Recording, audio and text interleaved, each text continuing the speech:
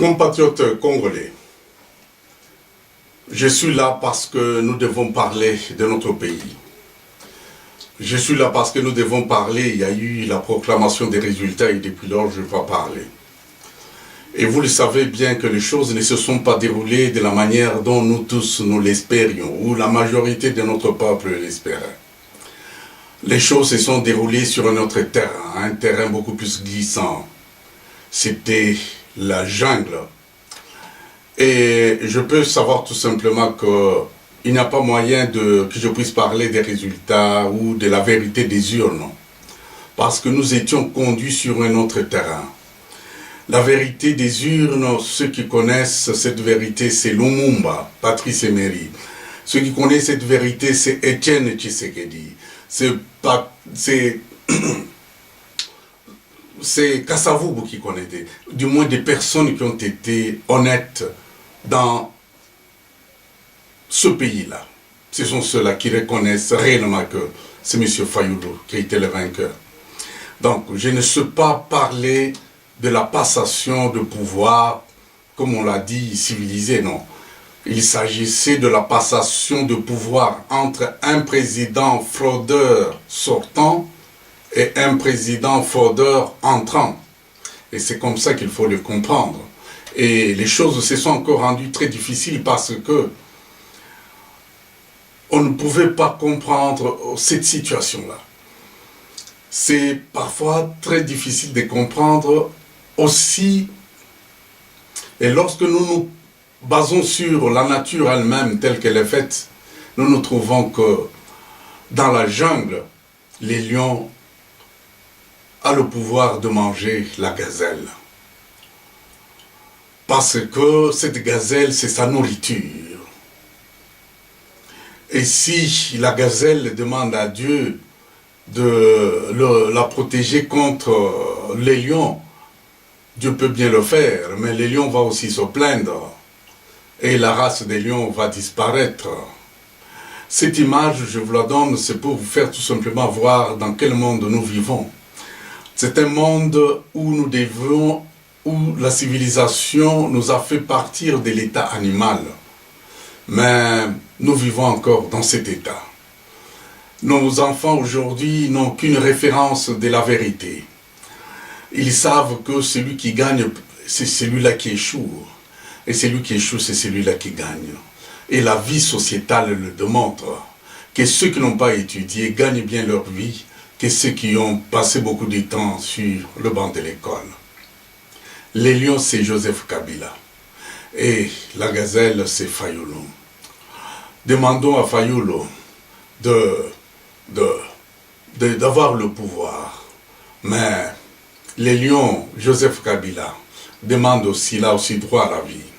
Et nous l'avons remarqué, que durant toutes les années de kabylisme à la tête du pays, les évêques de Senko faisaient des prières immenses, journellement, pour demander à Dieu d'aider Kabila à pouvoir bien manger gracieusement, à pouvoir qu'on puisse apporter beaucoup de gazelles aux lions.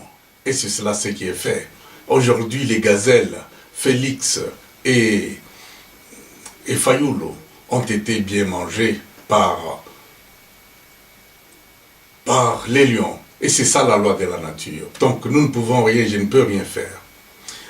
Le problème de la Cour constitutionnelle est allé encore dans le même sens. Nous avons assisté à des acteurs qui se sont distingués par l'impréparation, la précipitation, l'improvisation et même l'immaturité. Et tout ça, ça a donné une modification et ça a changé même la nature de notre combat. Notre combat s'est rendu et est devenu beaucoup plus difficile. Parce que c'est comme ça, c'est la nature, nous l'acceptons, mais nous devons nous battre. Le combat qui était facile en 1960, parce qu'à cette époque, on pouvait déceler réellement l'ennemi. Et l'ennemi, c'était l'homme blanc. Il avait sa peau blanche, on pouvait les voir de loin. Et nous avons quitté ce combat pour arriver au combat de l'invasion, combat de tous ces gens qui sont venus envahir la RDC, occuper la RDC. Et ces gens pouvaient être reconnus facilement par leur morphologie. Maintenant, les choses ont changé. Actuellement, les combats maintenant, nous devons nous battre. C'est au sein de nos familles. Aujourd'hui, la femme supporte Félix Tshisekedi, l'homme supporte Martin Fayulu. Il y a séparation, il y a division. Les papas est en opposition avec son fils ou sa fille. Le cousin est en opposition avec sa cousine. L'oncle avec son neveu. C'est ça la situation que nous allons vivre. Le combat est devenu très très très dur. Et chacun de nous l'a vécu dans sa propre famille. Compatriotes congolais, nous ne devons pas rester à ce niveau-là, de parler toujours et de faire des analyses telles que nous le faisons. Nous devons nous mettre debout. Nous devons sortir de notre torpeur et faire quelque chose. C'est à cela que j'adresse mon message à la diaspora responsable, la diaspora sur laquelle l'espoir de notre peuple repose. Et c'est cette diaspora à qui je demande de transcender les émotions. Nous devons arriver à transcender les émotions pour arriver au niveau de l'intelligence. Car c'est avec l'intelligence que nous allons surmonter tous ces problèmes. Nous devons dépasser la peur d'aller dans l'inconnu. C'est cette peur qui a fait que beaucoup ont changé leur position. Ils ont changé leur conviction originelle pour aller là où ils doivent trouver quelque chose à manger.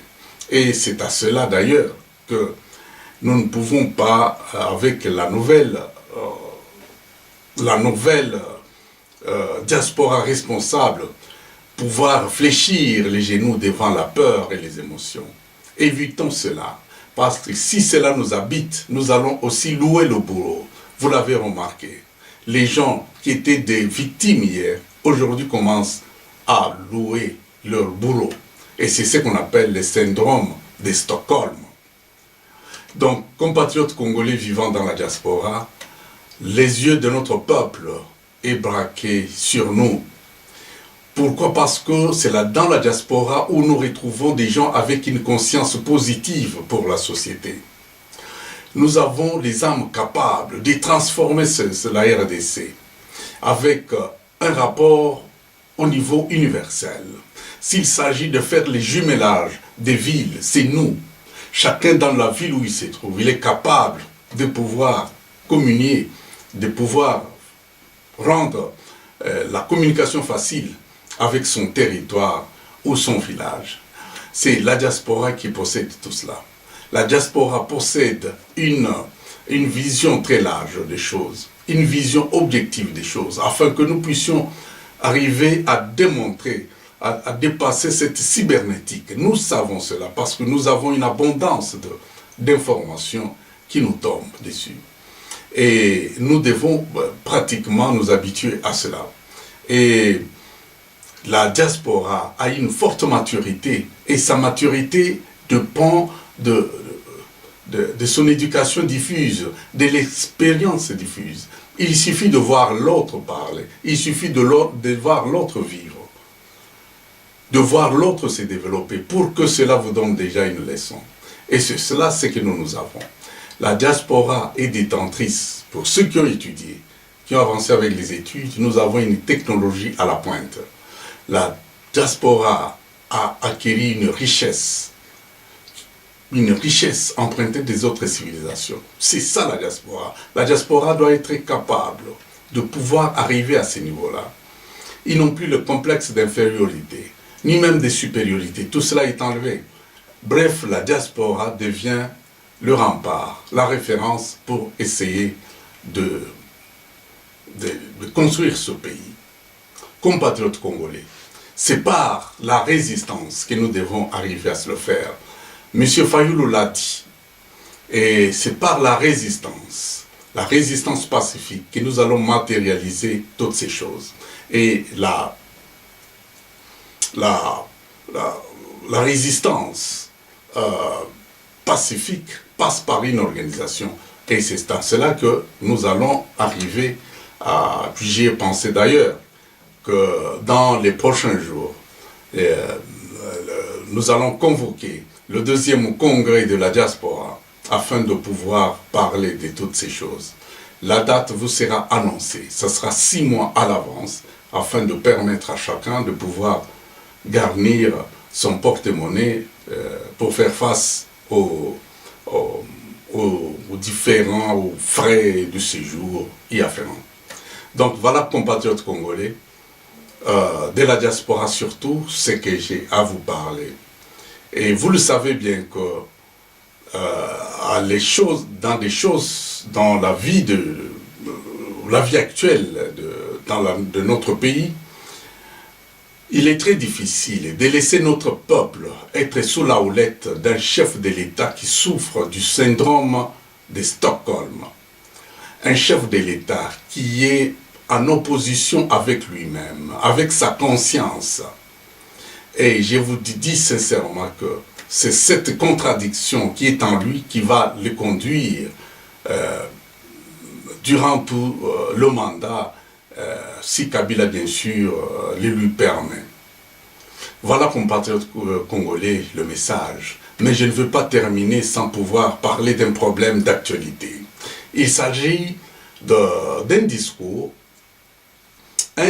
débité par un cadre de l'UDPS du nom de Augustin Kabouya. Ce Augustin Kabouya a parlé dans un discours appelé cours d'une matinée politique. Il a parlé sans gêne de sortir la haine contre les autres hommes politiques. Et il a vraiment oublié que la RDC n'avait pas besoin de ce discours en ce moment où nous sommes encore dans cette impasse, où il y a les gens qui ont encore des blessures pour avoir été volés, et que lui-même le sait.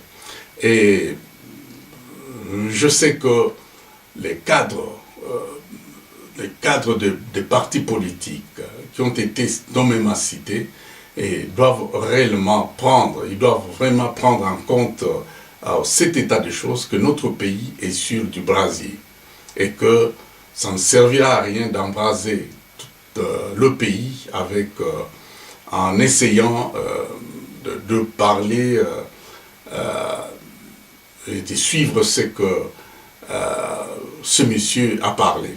Donc en fait, moi je suis Moulouba et Augustin Kabouya c'était Moulouba, et je peux vous faire savoir que cette histoire, nous condamnons sérieusement. Les Balouba condamnent cette affaire.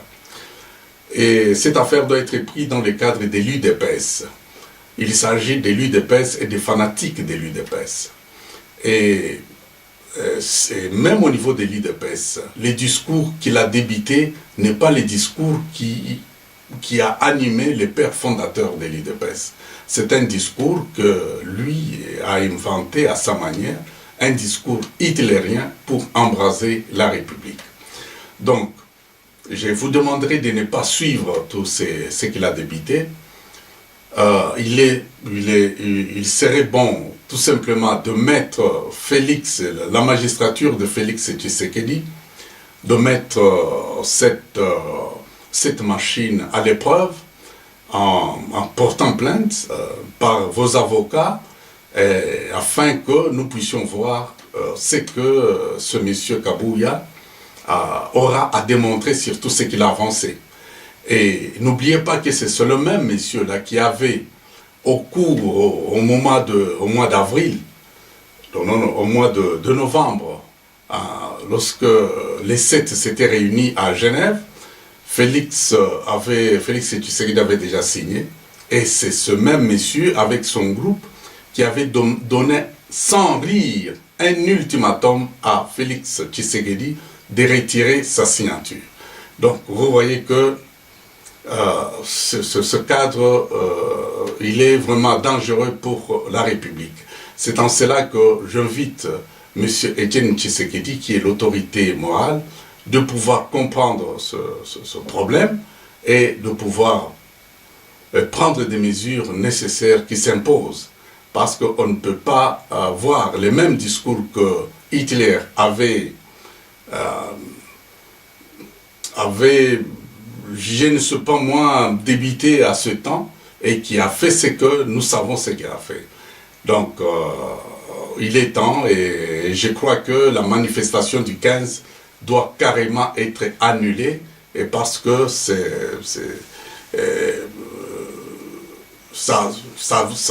déjà les jalons sont déjà plantés et je pense que nous risquons de connaître beaucoup de morts. Voilà, voilà un peu ce que j'allais dire. Ce que je demande simplement à M. Fayoulou, c'est de pouvoir comprendre que d'avoir la sagesse de pouvoir comprendre les choses telles qu'elles sont en train de se passer et que l'appel de Félix Tshisekedi pourrait entrer dans cet ordre de dire « Mon frère ne me lâche pas, je ne savais pas, j'avais signé à Genève, mais il y avait des gens, mon entourage, qui étaient déjà entrés dans le traquenard. » Bien sûr, il nous faut la jeunesse, il nous faut la sagesse.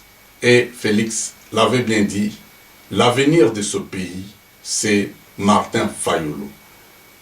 Je ne peux pas dire que je crois, mais je suis sûr que c'est ça la vérité. Merci beaucoup, que Dieu bénisse la République démocratique du Congo. Merci beaucoup. Merci.